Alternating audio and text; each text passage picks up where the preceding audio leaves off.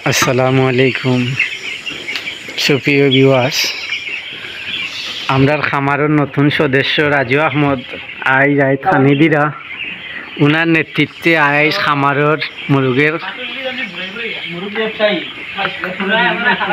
খানি দেওয়া ওর উনি আবার থানাবাজারের বিশিষ্ট ব্যবসায়ী, পোলট্রি ব্যবসায়ী।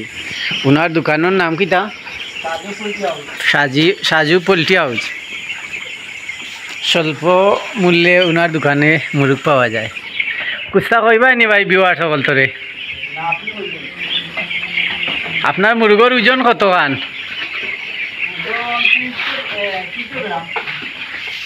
300 গ্রাম।